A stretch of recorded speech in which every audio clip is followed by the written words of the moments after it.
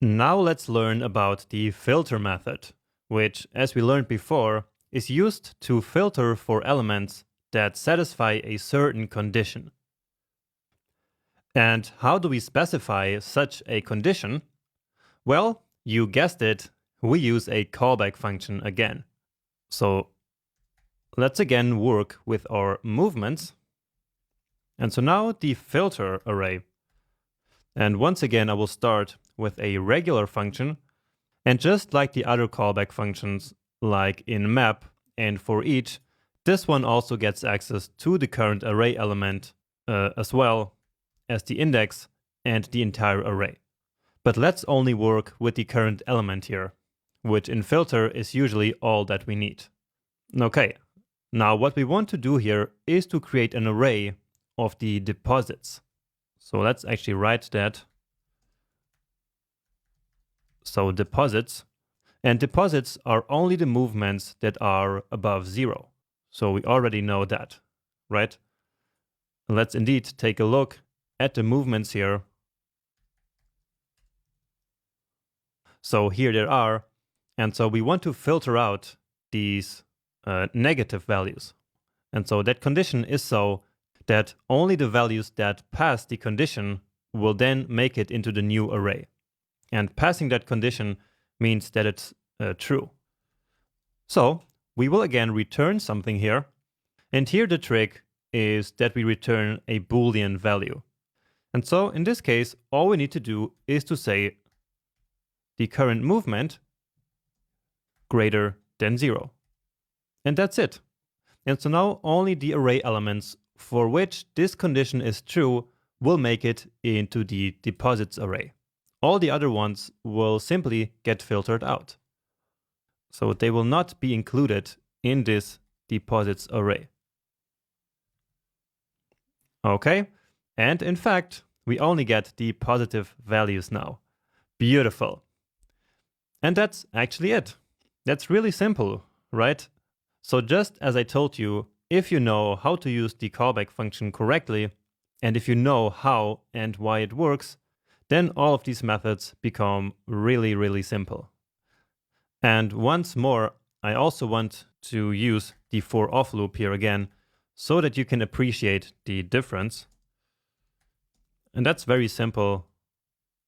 So we need, of course, the same condition. So if the current movement is greater than 0, then we want to push the current element into a new array. So we need to create that here, deposits for, and start again with an empty array. And so in this case, we simply push it there. So we push the current movement. And so let's take a look now. And as expected, we get the same result.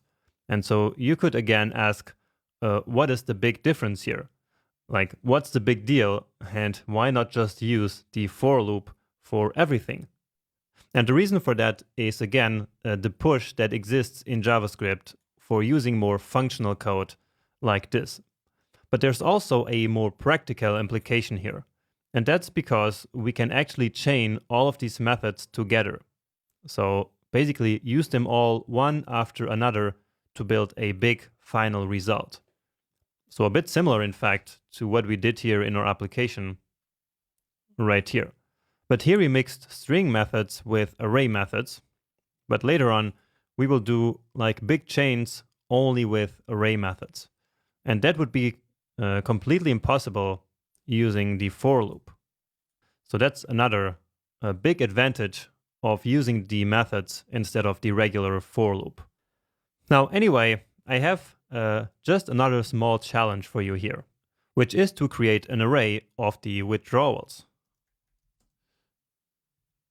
So withdrawals like this.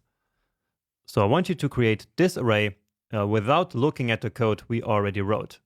And so the withdrawals should only include the negative numbers here. So pause the video now for a minute and please try to write this code on your own. Okay, so hopefully you did that.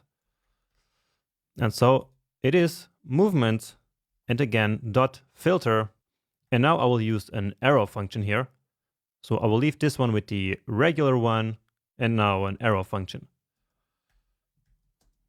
Okay, and now mof less than 0, and that's it. This is our condition, and never forget that this one is actually returned here. So again, it is like having return written here. And so this is why this works. Let's log it to the console. And yeah, only the negative numbers remain now. All the positive ones got the result of false here in this condition, and so therefore they were not included in the withdrawals array. And again, these callback function here also get access to the current index and the whole array.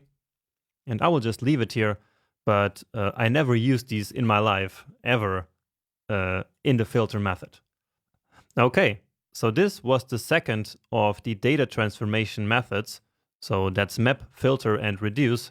And so in the next video, we will then talk about reduce.